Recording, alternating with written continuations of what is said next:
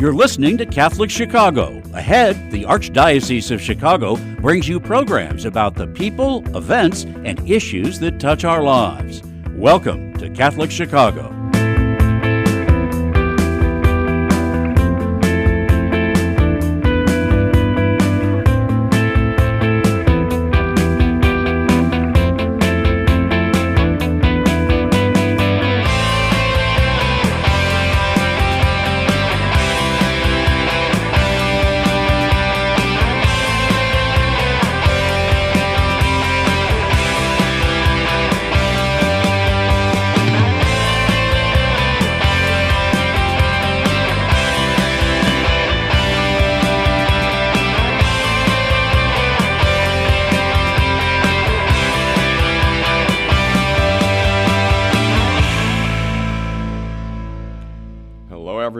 Welcome to Catholic Chicago. We are streaming on your YouTube channel, Catholic Chicago, and you can always listen to our programs on 7:50 a.m. WNDZ, weekdays from 8 to 9 a.m. Welcome, everyone. I'm Cliff Barber, the director of the Black Catholic Initiative, and I'm so pleased to have with me this morning a very special guest, Phil Bradley. And Phil is someone who I came to know very recently, actually, through a mutual friend, Larry Campbell, who's been a great friend of the Black Catholic community, the church in general, the Christian community, and I would say Chicagoland. He's a big figure, a larger-than-life figure. Welcome, Phil. Good morning, Cliff, and thank you for inviting us on. No problem. Great pleasure. Phil, I want to say a little bit about you. You have such an impressive background. You are the president of Nonviolence Works. Very clever name, by the way. You have a lot of clever names in your background, but one of them, Nonviolence Works. And it seems it kind of provides advisory services and kind of strategic. You've had a long background kind of working in the field, boots on the ground. And so it seems like Nonviolence Works, you're the president of that, really kind of gets behind organizations that are on the ground, church, not-for-profit, whatever, working in the nonviolence area. So that's amazing. You've been doing that for 5 years. Before that, 17 years at another organization with a clever name, Fulfilling Our Responsibility Unto Mankind, and the acronym is Forum, another clever name. I was thinking maybe you should go into the business of just associating yourself with organizations with clever names, right?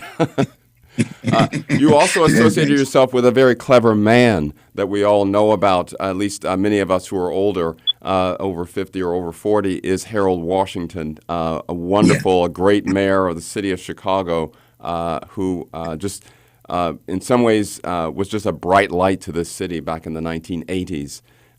Sure. So you got to work with him for a while. So you just had this amazing background. But I'd say of all things I know about you, probably the most important thing I saw in your background is you went to Drake University in Iowa. And I went to Grinnell College in Iowa. So I think both of us should get a prize for being black people in Iowa going to college. It takes a special kind of... Right. And I say that all jokingly. I love Iowa, and I loved Grinnell, and I love Drake. I ran cross country, so I don't know if we maybe admit Drake has a great reputation for its track athletes, as I remember. Yes. It does. Yeah. So, and Cliff, I also ran cross country. It's funny. We kindred spirits on many different ways. Right. Okay. So we have a lot to talk about here. Well, I really want to get to the heart. Phil, we've been talking. This is Black History Month, and we've been now for 2 sessions talking about Black history. 2 weeks ago, I had a young Black Catholic on, and I wanted him to kind of lean into the perspective of a young person and how they look at history and some of the great strides that we've made as Black people in America, and what that means for their lives today and what it means for him today when he looks at the issues that are there today. I want to flash up a little cartoon just to kind of highlight, maybe sort of bring some light to our conversation.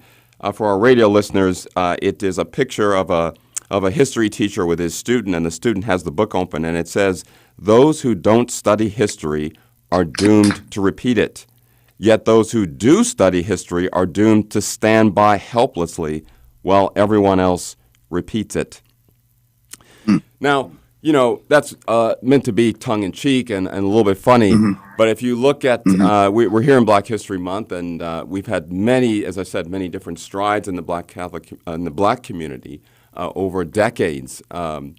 We can go and name. I was going to, with my wife, we were going up to Wisconsin yesterday, and the billboards had signs of all the great inventors and scientists and writers. And, as we were going, it just kind of clicked with me, the sheer number of people who've made these massive strides on our behalf, through slavery, after slavery, in the 1960s.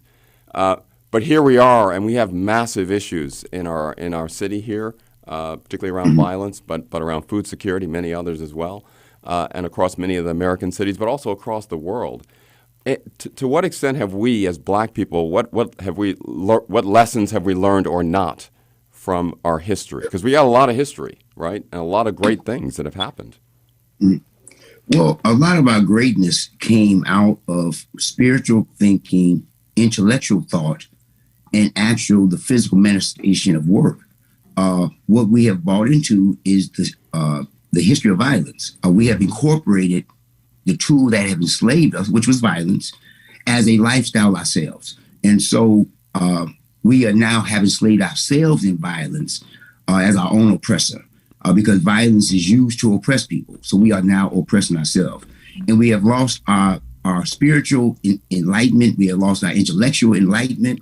We have lost our physical work drive, using violence as an option. And when we look at history, history will show us that violence used to be a sin. And what happened, the church sanctioned it as a necessary evil. Mm-hmm. And so we turned a sin into a necessary evil. And now, like you said, we fast forward now, and we see now that violence is actually unnecessary and it's evil. Mm-hmm. It is the sin that it always was made out to be. Mm-hmm. But as we see all the violence in our city, and we know that it's kind of I always call it it's kind of metastasized. It's not just here we have violence here and it's violence there and it's kind of a trend. It's actually like a cancer. It's actually in there in our culture, and in some ways we Black people sometimes we glorify it. So we've actually become a victim of that. We're like double victims because we're the victims of violence. But that we're the victims of the mindset that says it's okay, and we've normalized it ourselves. And as you said, the church and others have to some extent normalized it. That's arguable. Obviously, it's very differing degrees. But that's a big problem, isn't it? How do we solve that? Right, because we actually have turned violence to our religion. Mm-hmm. Violence is our option. Mm-hmm. We use it when nothing else works. Right. Well, there are all kinds of things that work without violence. We're going through it right now with a war on the near horizon. How do you solve problems like that? Well, if violence is the only tool you have used, that will be the tool you use. Mm-hmm. What we don't know is the beauty and the history of nonviolence within the Christian construct. Jesus Christ was the creator of nonviolence. Mm-hmm. He's the nonviolent Jesus with nonviolent ways. We all profess to follow Jesus, but we don't follow his nonviolent ways. Mm-hmm. See? Mm-hmm. He was not a violent person. Christianity was not built on violence. Mm-hmm. People have used it in a violent manner, but it's not the baseline for violence. Mm-hmm. And so we have to really change our thinking about, because like John F. Kennedy, many people, Robert Kennedy did a whole thing on the mindless menace of violence after the death of his brother. Mm-hmm. And everyone should listen to that, because what we have to accept is that violence is unnecessary and it's evil. I don't care if you're doing it to your wife, if you're doing it to your children, if you're doing it to your neighbor, if you're doing it to another country. We have to understand it should never have been used, or we should never put it in our equation. Mm-hmm. But if you don't know the alternative, if you don't know what nonviolence is, you can't come up with an alternative. Mm-hmm. You'll end up right back like everybody else. It's like you repeat history. Right. Because so we just like the cartoon we just heard about repeating history, or even watching history being repeated. So we change elected officials, we change people, but yet our conditions stay the same. Right. Because the psychology is the same. Right. But let me ask you something, Phil, because a lot of people will say now, violent, because we have, and I really, this really hurts me. It sickens me that we do this sort of comparison. But people would say now, well, the number of shootings in Chicago is far less than it was in the 1980s, so it's better.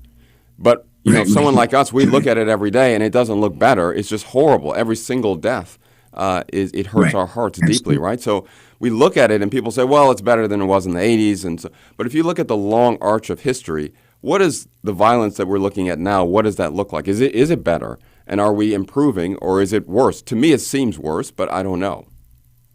Well, it's actually it's both and. The violence have been on the decline over centuries due to us having better habits, learning civility, not using swords as. So you're talking about, sorry to interrupt, but you're talking about the general population, not just black people. Right. Okay. Right. But as we got more people, and you look at, but yet violence is in pockets that is always concentrated. There's places in America that haven't even seen an act of violence. But in Inglewood, they see it every day. They see it 4 times a day. See, Sure. It becomes a narrative. And what people have learned is how to adapt to the environment, not how to transform the environment. We have been learned to conform to the environment and not be transformers, no matter what that environment is. And so it has gotten worse within the whole structure now because we see violence as a public health problem. It's affecting everybody now. We see it also affecting every people, but now that we see it affecting other people, it's like, well, it's not so bad on blacks because we all catching heck right now. Okay, it's everywhere. It's downtown. It's in the suburbs where it never had been before. Okay.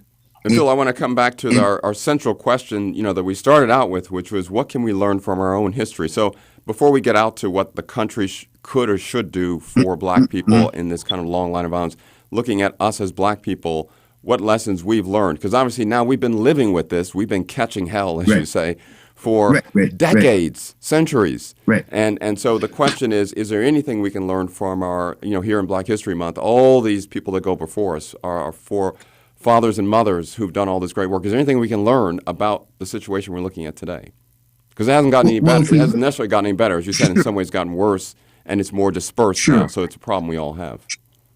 Well, if you look at the two tools that they used to enslave African people within the American construct, they used illiteracy, that you couldn't read, and they broke up the family. Okay, so the family had no value, and your academic achievement had no value.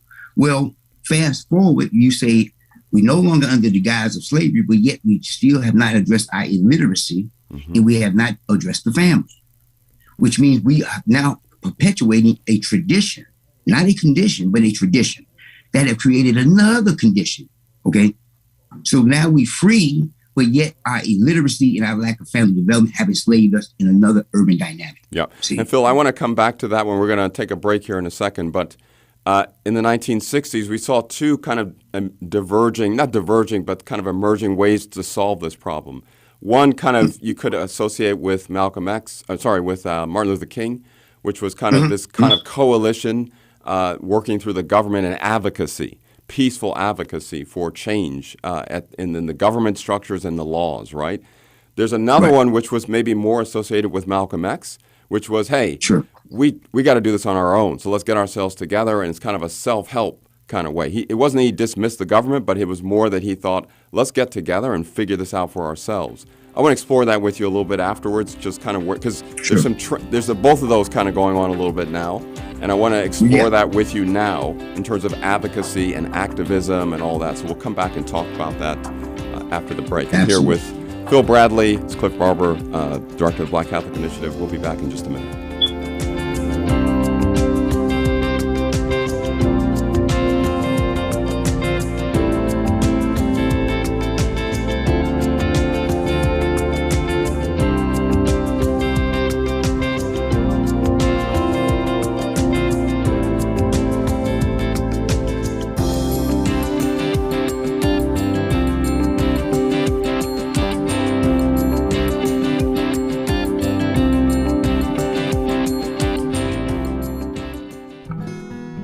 At Catholic Charities, we fight hunger in Chicago throughout the year. Our 6 regional offices in Cook and Lake counties work together to offer sit-down and to-go meals to anyone in need. We deliver meals to those who are homebound, and our 8 food pantries offer 3 to 4 days of food supplies based on household size. Participants in these programs have the opportunity to learn about other Catholic charity services that strengthen individuals, families, and their communities. The challenges for those dealing with food insecurity are especially great during the winter months. To learn how you can help those who are hungry in your neighborhood, visit CatholicCharities.net or call 312-655-7525. That's 312-655-7525. Thank you for your generosity.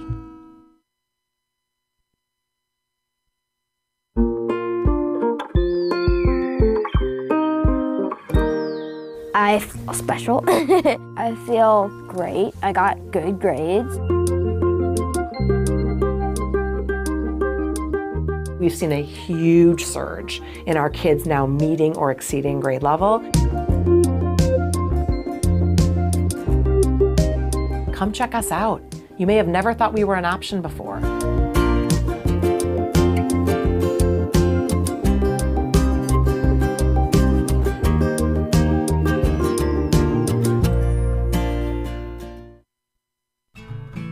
Ancestry and genealogy are more important every day. People all over the world are wanting to learn more about their family heritage for personal and for health reasons. At Catholic Charities, we are hearing from adults who lived for a brief time at St. Vincents Orphanage, the wonderful life-affirming agency that operated out of our headquarters for 91 years, serving thousands of women, children, and families until it closed in 1972. Our post-adoption services help adults who want to learn more about their experience at St. Vincent's. Our compassionate staff members provide whatever family background information they can offer, along with support and reunion services. To learn more, call 312-655-7093. That's 312-655-7093. The spirit of St. Vincent's lives on in the inspiring stories that continue to emerge today.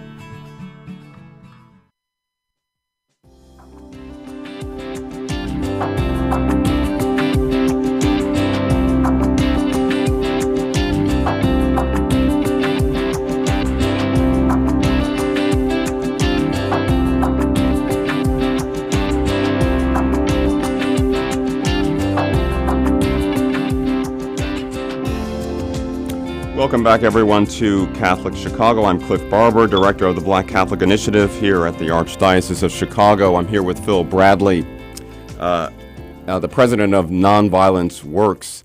Phil, in our first half, we were talking a lot about kind of looking at history and what we may have learned, what we as Black people have learned, maybe what our country's learned from Black history and what it teaches us about the problems that we're seeing today.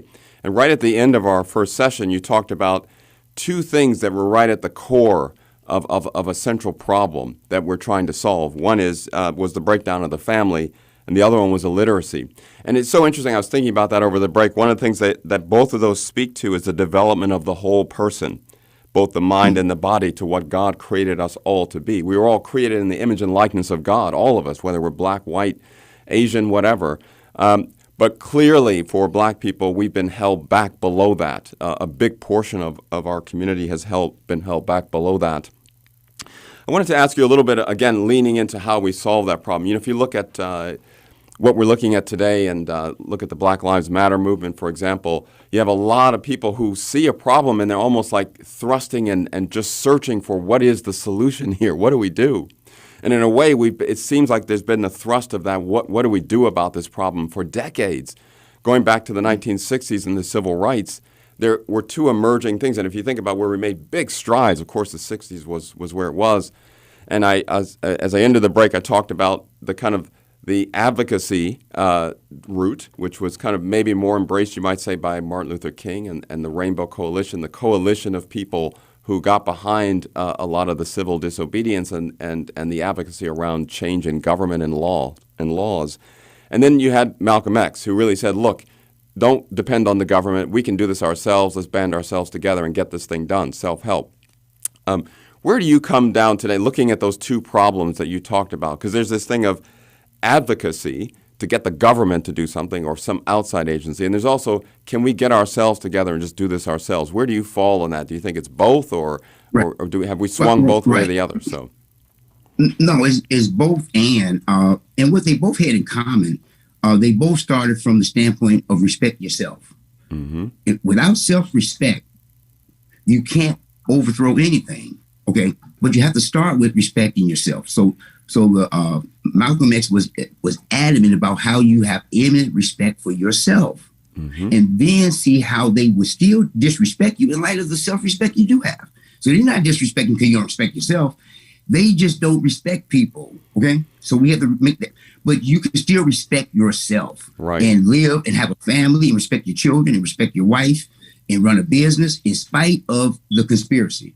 Well, King also started from, okay, you had a revolutionary war that used violence and you freed some people, but you enslaved other people. Then you had a civil war to end slavery. You freed some people, then you created segregation. If we're going to be able to more perfect union, we have to take violence out of the dilemma. Okay. And so he brought a higher principle of civility. He didn't bring the politics. He brought the higher, we have to build a beloved community. We all been called to do that. In spite of our individual occupations, we are a brotherhood of men. Don't let your insanity or your privilege or your white fool you. Even as a black man, I can see we are brothers. Okay? Right. Says the doctor. And so he brought a higher level of civility, and so the civil rights movement, the nonviolent, actually created a new structure in America without using violence. Which laws got changed without violence. Our conditions got changed. But even at the end of the day, like King said, even if I change the laws, we still ourselves have to be moral.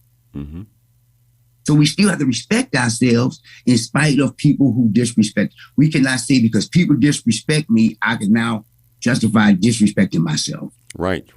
Let me tease into that a little bit. Obviously, at the heart of Martin Luther King's movement, or the civil rights movement, was kind of a gospel-infused view of social justice or morality, really, and that really appealed to a large cross-section of America, ultimately, which then overthrew a lot of oppressive laws on the books in America.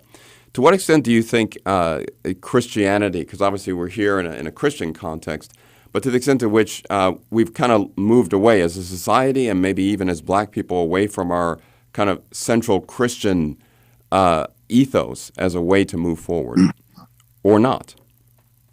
Yeah, and you're correct. What we keep doing, we keep calling it my turn.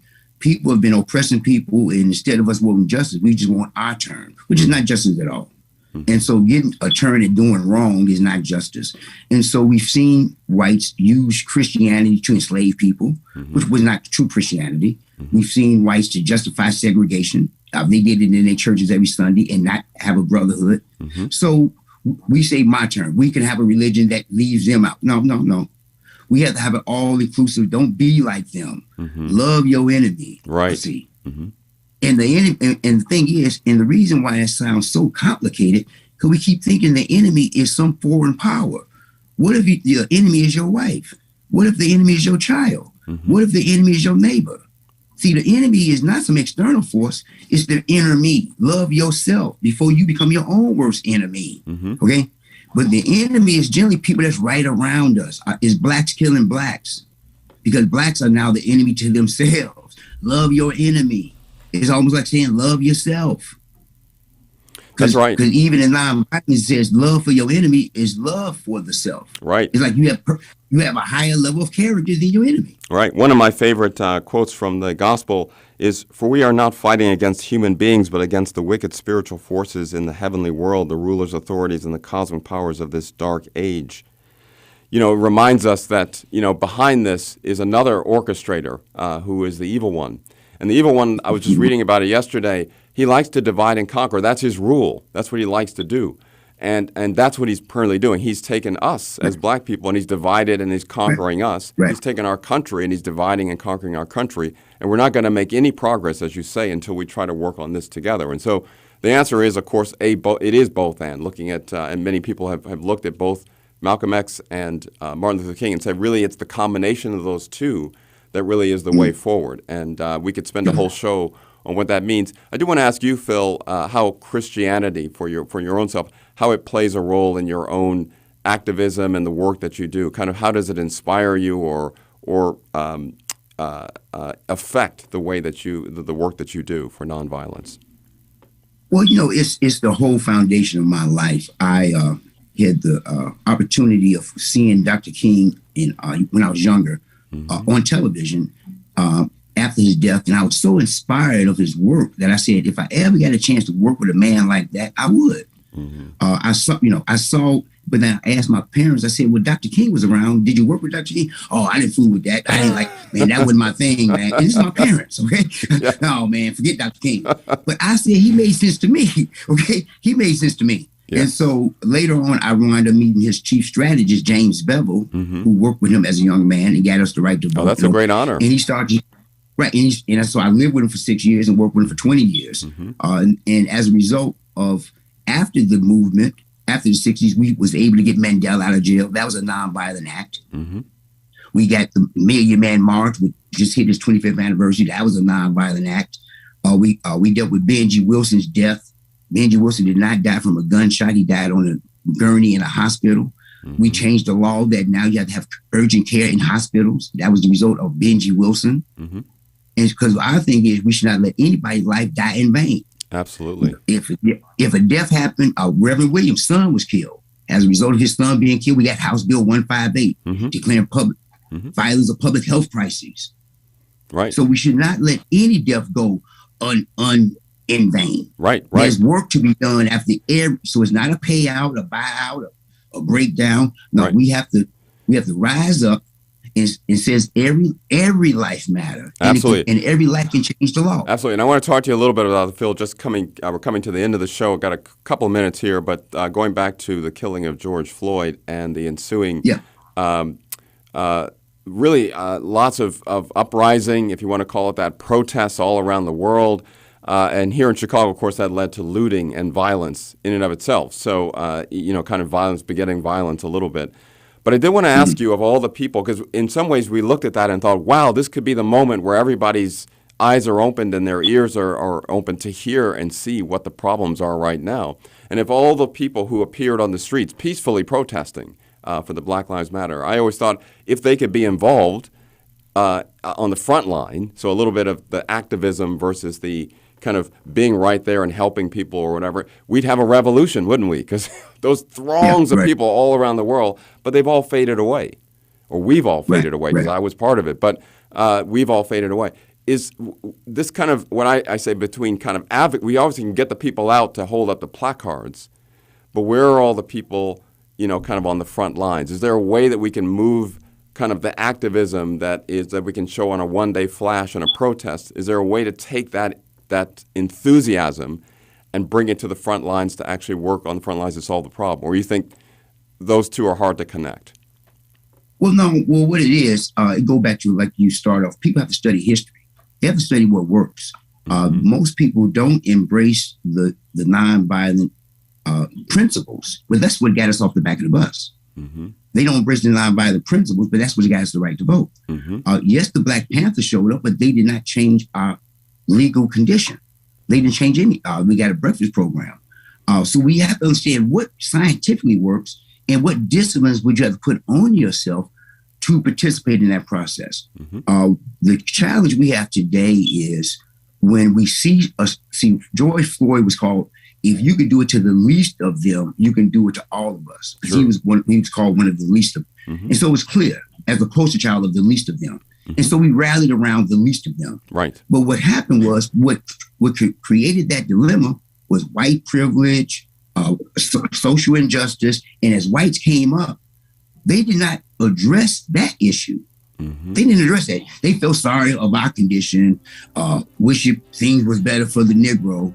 But no, as African people, we have to address our oppressor called whites, and we have to then go correct our own people. We have double duty. Right, Phil, we definitely have to have you back. You were just getting started, and we're ending, unfortunately. We just showed Nonviolence Works. Phil Bradley, president of that wonderful organization. Please do go check it out on his website. And thanks to you for joining us today on Catholic Chicago. Remember, you can catch our original Catholic programming every day on WNDZ, 7:50 a.m. from 8 until 9 a.m. And we are streaming whenever you like on our YouTube channel, Catholic Chicago. Have a great day, everyone. Thank you.